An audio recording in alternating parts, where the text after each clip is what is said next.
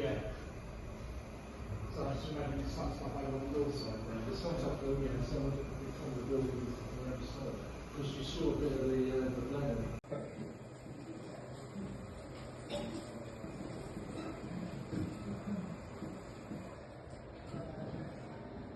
On the 6th of June 1944, pilots of the 78th Fighter Group gathered here in this Duxford briefing room to learn about the final mission they would fly on D-Day. They'll brief us when we're good and ready.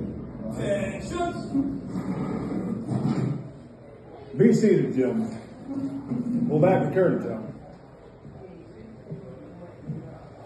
Okay, boys. I've got some good news and some bad news. We'll start with the bad news. We are flying one more mission to Normandy. You gotta be kidding me. The good news is, it's our last mission to D-Day. Now, like the last one, this will be an 83rd Squadron only affair. But hopefully we'll be back just in time for tonight's movie, Tropicana, starring everyone's favorite, Mae West. I'm told it's a real doozy. Stay with me. I know some of you boys have been up and flying since 3 a.m. It's been a real long day. Damn right, sir. I'm keeping my eyes open with matchsticks here. So, more observant than usual. How you feeling? I know 16 straight hours on us isn't ideal, but we're making a real difference.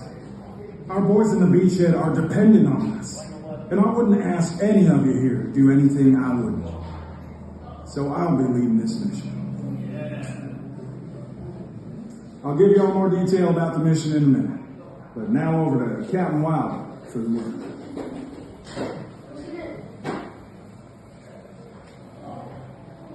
Well, men, I can talk the CEO's good news.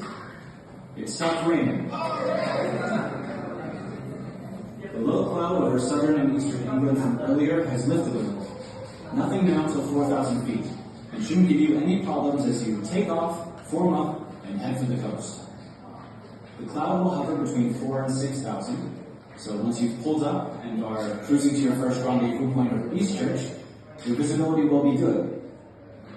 And the even better news is that the cloud has lifted over the continent, so you shouldn't have any difficulty locating ground targets. Their crowds are flooring. Yeah, come on. I'm going to pass it on to Major McVeigh. They'll tell you what the enemy is up to.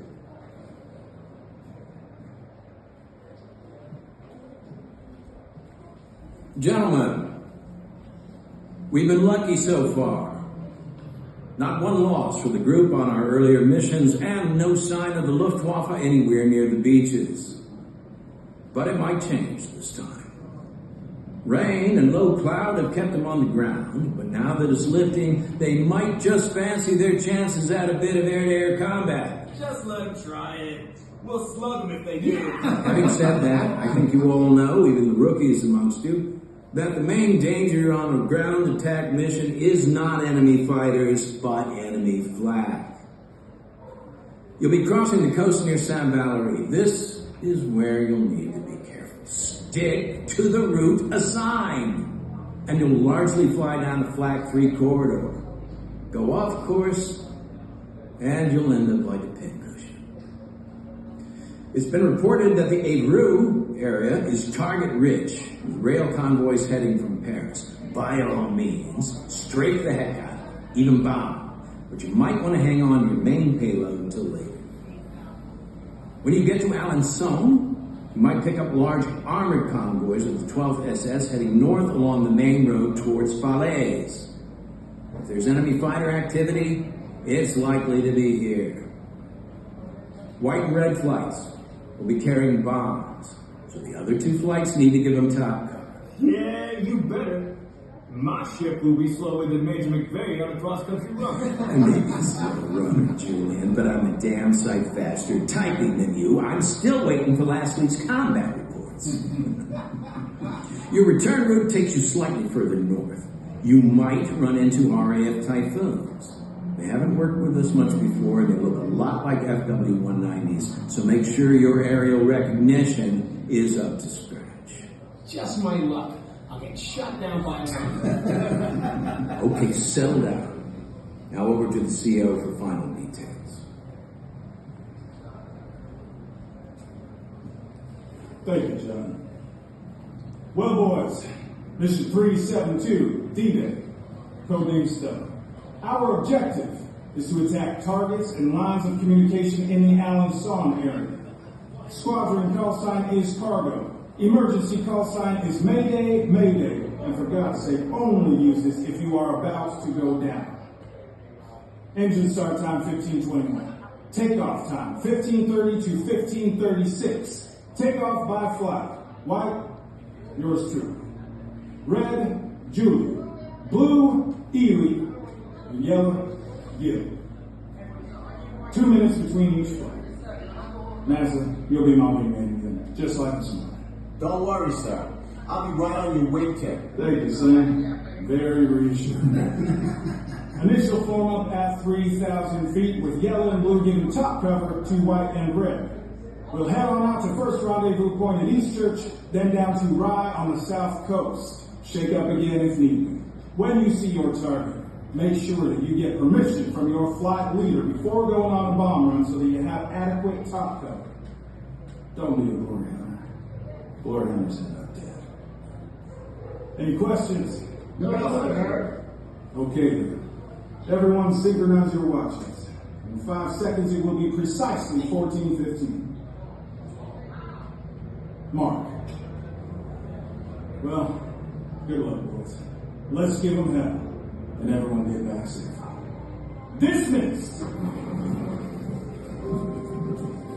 This Duxford D-Day mission was a success.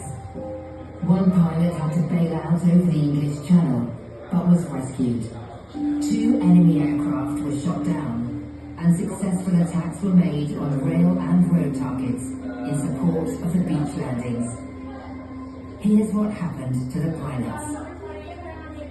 Colonel Frederick C. Gray, commanding officer of the 78th Fighter Group, Duxford, shot down an enemy fighter over Alan-Son on this mission. After the war, he stayed in the Air Force, retiring as a brigadier general in 1962.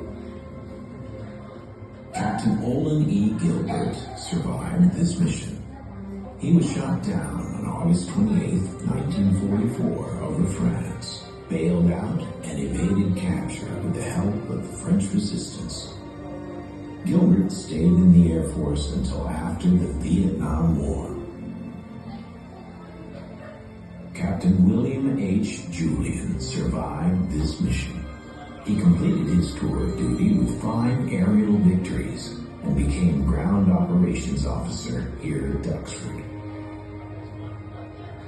Lieutenant Vincent J. Massa shot down an enemy fighter over Alan-Son and survived this mission.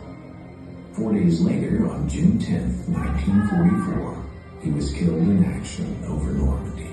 He is buried in the U.S. cemetery behind Omaha Beach. The 78th Fighter Group earned 2 Presidential Distinguished Unit citations and stayed at Duxford until September 1945.